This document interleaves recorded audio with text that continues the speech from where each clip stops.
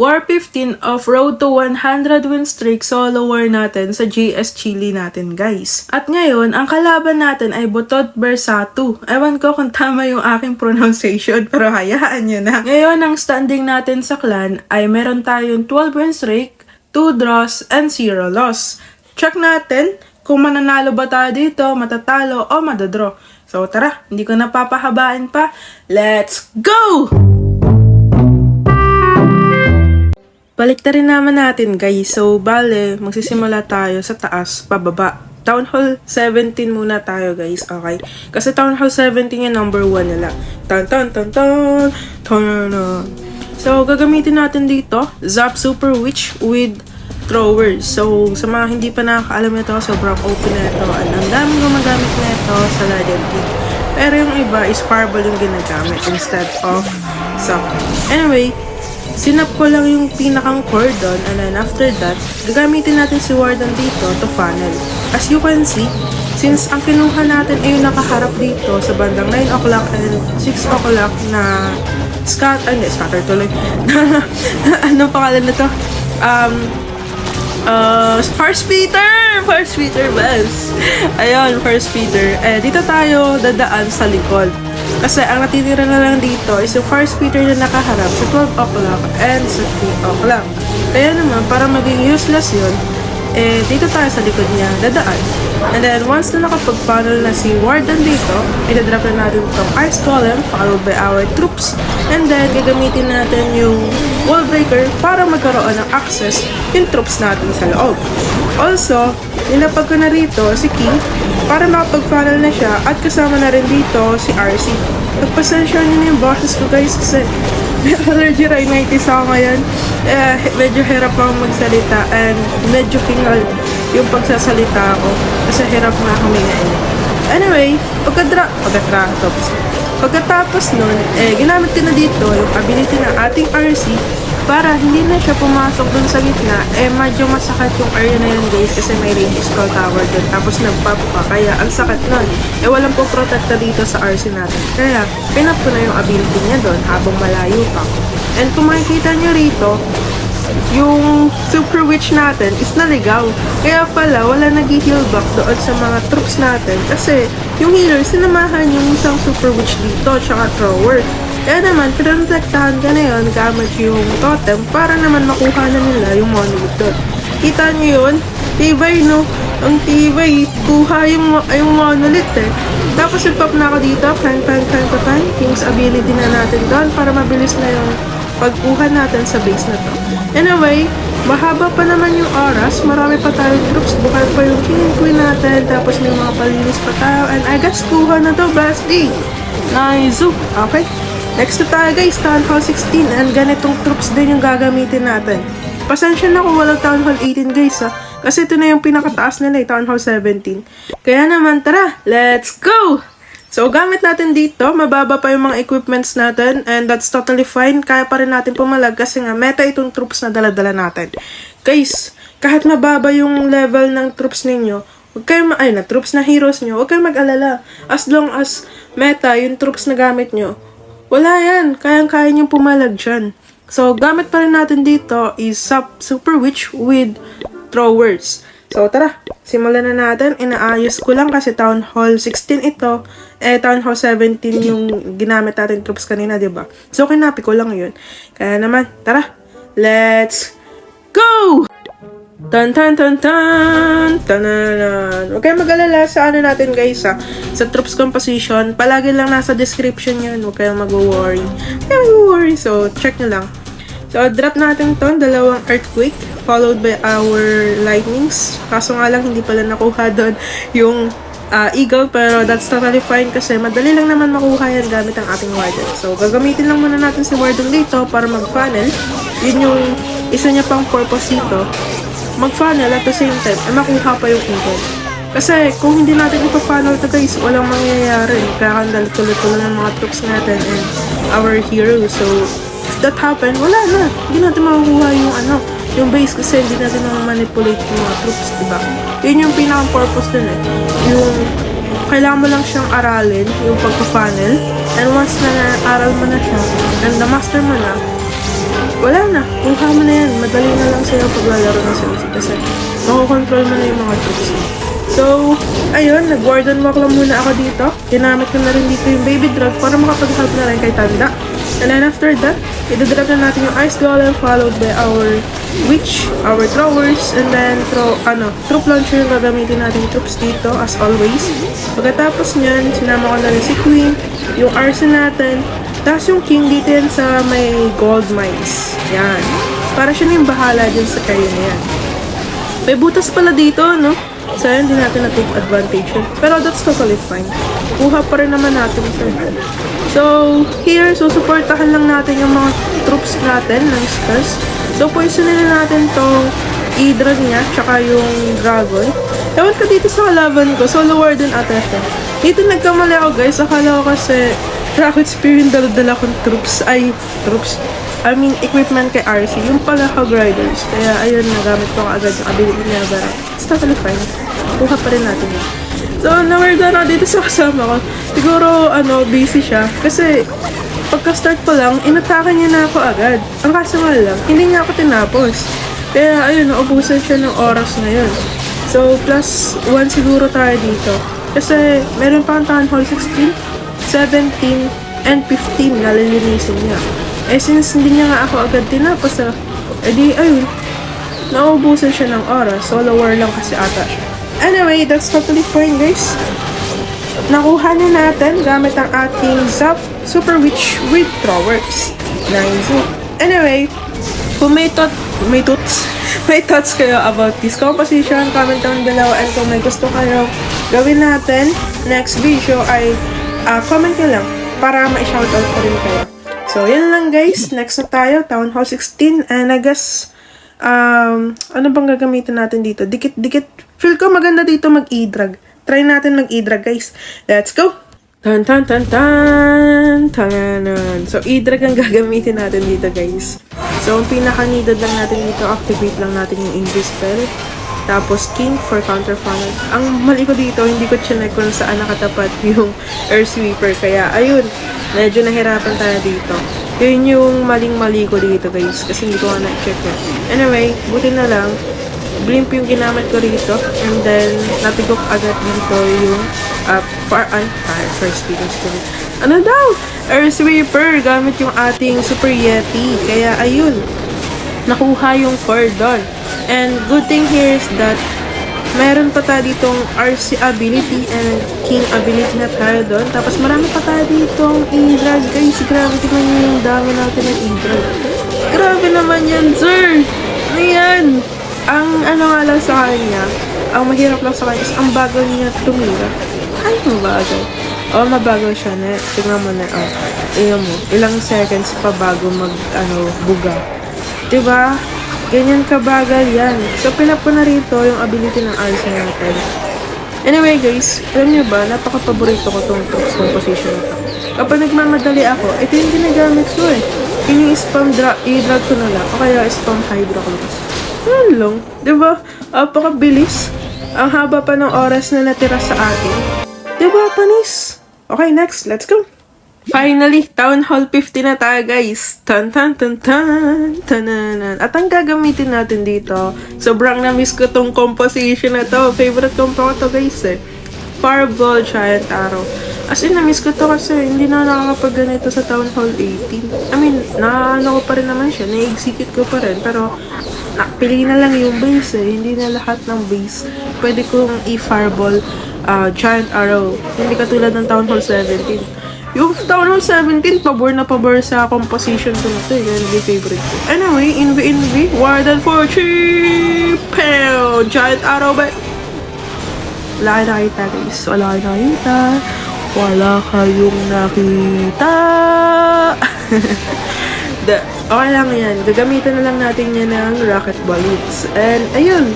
Secure na ang 1 star. So, poisonin lang natin itong bantay. And then, after that, dinrap ko na rito ang ating mga pantangke, ang E-Titan, Root Rider, para magkaroon ng daanan sila sa loob. And then, counter funnel agad tayo dito gamit ang ating Sage Barracks. Dinrap ko na rin si King. And minamanipula ko si King dito na pumasok siya sa loob. Kasi kailangan dito yung kanyang E-Boots. So, napaka-importante ng e-boots niya dito. Kasi in that way, magkakaroon ng access yung troops natin sa gitna. Tignan mo ha. King's ability. Wait lang. King's ability na best. Best. Yan. Pam, pam, pam, pam, pam. Nice. Zoo. Diba? Wasak ang kinabuhi. Panis. Messengers. So, dito, rage natin sila para mabilis. And then, yung mga panlinis natin, pinagdadrop ko na. Meron pa pala tayong ice golem dito. Nakalimutan kong i-drop, but that's totally fine. Mukhang kailangan pa rin naman natin. So, dinrop ko na rin siya dito. And I guess that's it, everyone. Buhay na to guys. So, buhay pa yung ating king, warden, and queen. Ang hindi lang buhay dito is yung ating RC. And that's totally fine. As long as nakuha natin yung base, ganun lang yun kasimple. Sobrang, sobrang na-miss ko talaga siya. As in, sobra talaga. Wala, tinanggal nila sa meta eh. Tinanggal sa TH18 eh. Anyway, Town Hall, rush siya guys. So, Town Hall 14 na lang yung kukunin natin dito. And spamin na lang rin natin. Let's go! Finally, naka-reach na tayo ng Town Hall 14. Tan tan tan tan tan. So, spamin na natin ito ng Hydra Clones. Kaya gumamit ako ng Giant Arrow. Kaya, na-reach yung and then, drop na natin dito yung Dragon Rider, yung Warden natin, yung RC, lahat na yung pag-drop na natin yung guys. And then, Warden sa ability, and then, pagkatapos niyan, and then, pagkatapos, redundant yun. Ikuklaw natin yung dito, pa-berries yan, para makuha yung pinaka-goal. And then, hindi na natin yung problem yun. Diba? Utak ba? Utak. Panis. O, diba? Basic na basic. Pwede na natin itong utak. Tapos pagbalik mo, wala na. Tapos na yun. Kaso na, video tayo bash. Kaya hindi natin pwedeng gawin yun. So, may King's ability pa tayo dito. And then yung yung RC ability natin, ginamit na natin doon para makapag-flip. Pero dito, gamit ako ng rocket spear. The problem here is that papasukan mo na ang dami mga masundan. Kaya shake natin. Pero okay lang. May King's ability naman. Marunong ko ito. Uy, nabuhay pa siya doon! Nabuhay pa yung RC natin. Panis. Katibay ba? Tiba. Next. Dito naman, ang gamit natin is Warden Walk Super Witch. So, gamit ko to nung 2024 na nagpo-push up ako sa Town Hall 13 sa Legend League. Wala pa akong Fireball nun. Kaya ganito yung troops composition ko nun. Wala pa rin, Fireball. Ang meron ng atang epic equipment that time is Giant Gauntlet ni King. So, Warden Walk tayo dito sa may 3 o'clock. And then, gagamitin lang natin si Warden to funnel. Tapos, gagamitin naman natin sa kabilang area yung ating Yeti for tanking. At the same time, yung ating, ano pangalan mo? Flame Flinger! Ayun! Tagal ko na kasi hindi ginagamit yung machine yun, kaya nakalimutan ko na. So, magpa-funnel lang siya dyan.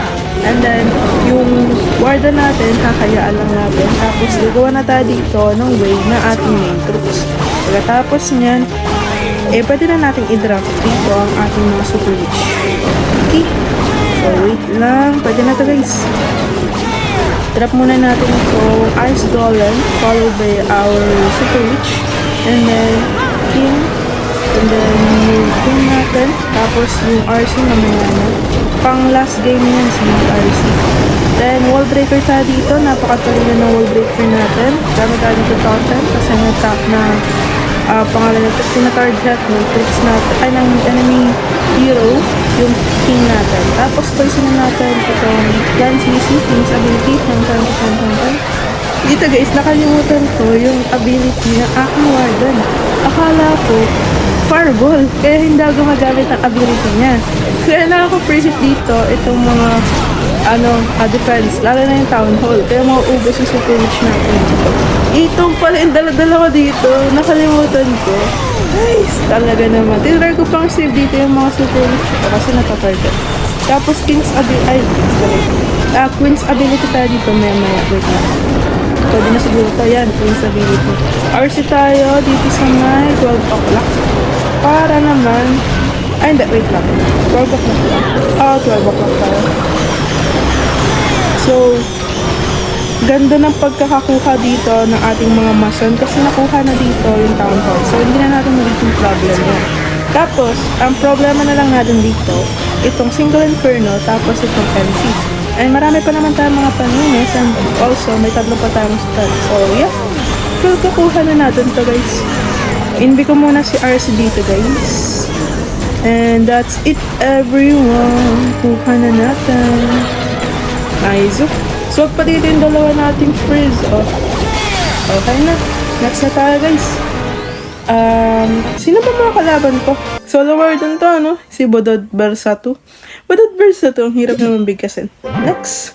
Town Hall 12 na tayo guys. At ang gagamitin natin dito ay Zap Super Archer. Tan. Ang kaso nga lang Town Hall 13 yung kalaban natin. Magkakaroon tayo ng error dito guys, kaya hindi natin siya makukuha. So bale, ang nangyari dito, nag-queen charge muna ako, tapos isa-zap natin yung eagle and then yung ricochet cannon. Problema doon, ang daming nakuhang spell sa line up natin, kaya ayun, medyo mahihirapan tayo. So sinap ko na yan guys. And ayun, buti na lang nakuha. And fast forward ko na to kasi magkakaroon tayo ng error dito guys. Kasi hindi natin tumakuha. So, yun. And ayun guys, napiso tayo doon. Town Hall 12 versus Town Hall 13. Okay, next na tayo. Bawiin natin. So, ginamit ko na dito yung Town Hall 13 ko. So, ispamin na natin to guys. Tananan. So, same lang rin naman ng katulad kanina. Gagamitin na natin yung Giant Arrow, tapos yung King. And then, main tricks natin dito. Tapos, yung Warden natin. And then, also, sinamaw na rito yung Blue. Tapos, Warden's ability na tayo. Pagkatapos yun, ay tutulungan natin sa gitna. And then, yun na yun guys. Fast forward na natin ito guys kasi alam na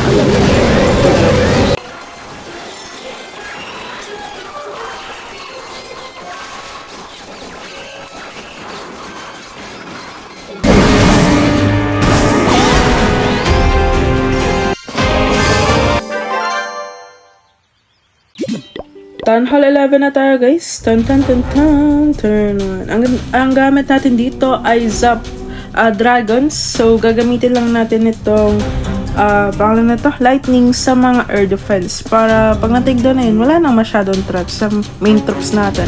Ang threat lang naman kasi sa mga dragons, single inferno, air sweeper, air defense. Yan yung madalas na threat sa kanila.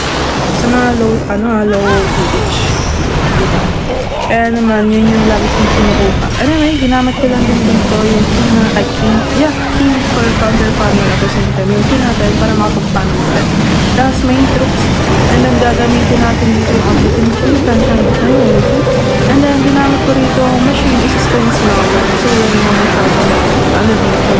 Ang machine na para sa ball of light blink. Ay, may blink pa ata dito. Oh, may blink pa dito. So, syempre, ang ginamit ko dito spell ay lightning. Ginamit ako na ng distance lang. Siguro kung gamit ko dito is clothes. Panigurado blink yung gagamitin ko.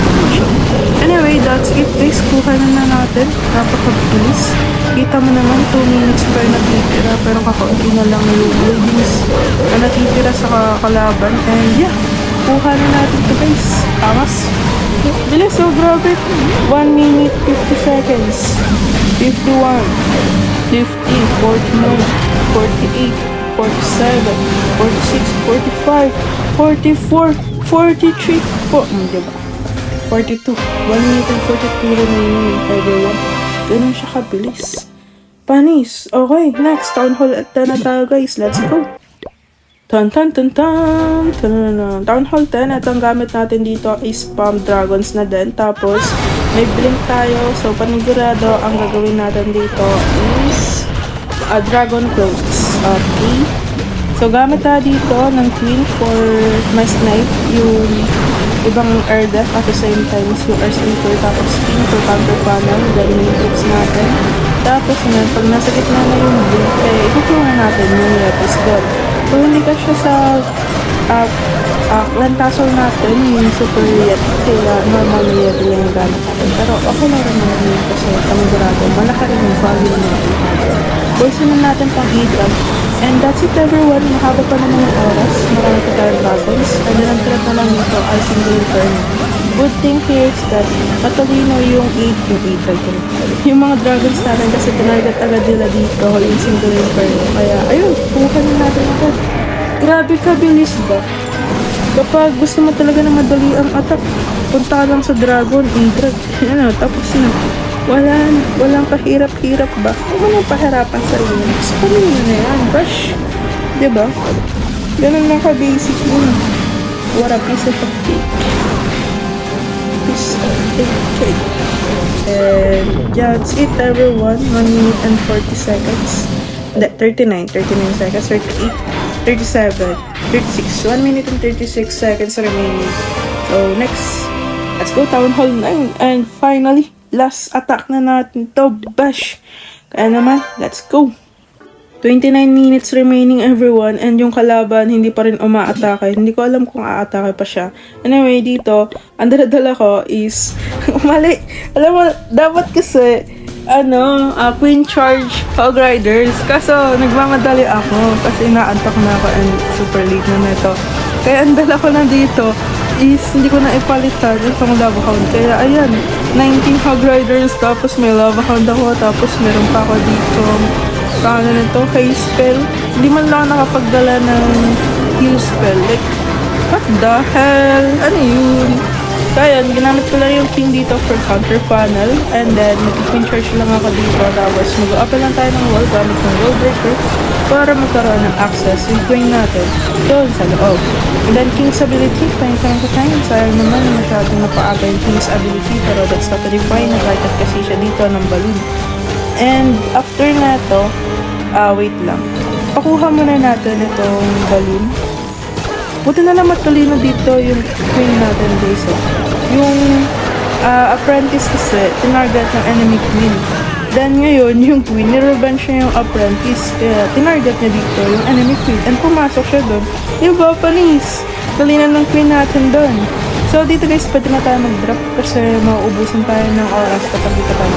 Kaya naman, inilipag ko na ito lahat.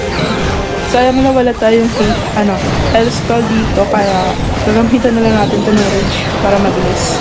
And then, yung mga panlinis natin, pag-drop na rin natin. Tapos, itong labuhan, drop na rin natin ito guys.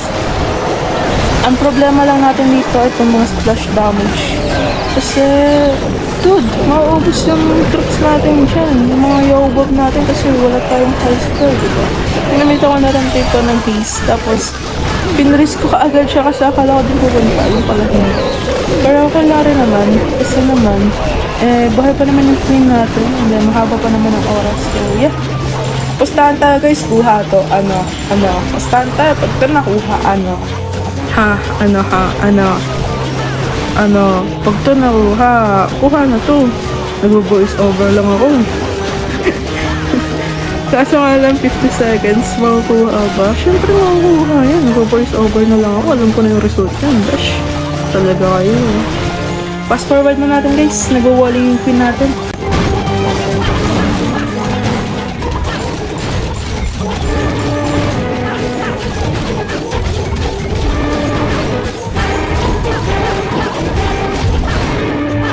And that's it. Kuha na natin everyone. Sumakto pa nga. Diba? Dapat pangalan ni Queen Wall Breaker, hindi Queen eh. O kaya Queen of the Wall Breaker. So ayun guys. Na natin, na perfect na natin. Wait na lang tayo kung itatablan ng kalaban. Sana itablan niya. Sana. Update guys, hindi na itablan ng kalaban. Kaya meron na tayo ditong 13 win streak. So ilan pa yung kailangan natin para maabot yung 100 win streak? Grabe. Ang tagal no?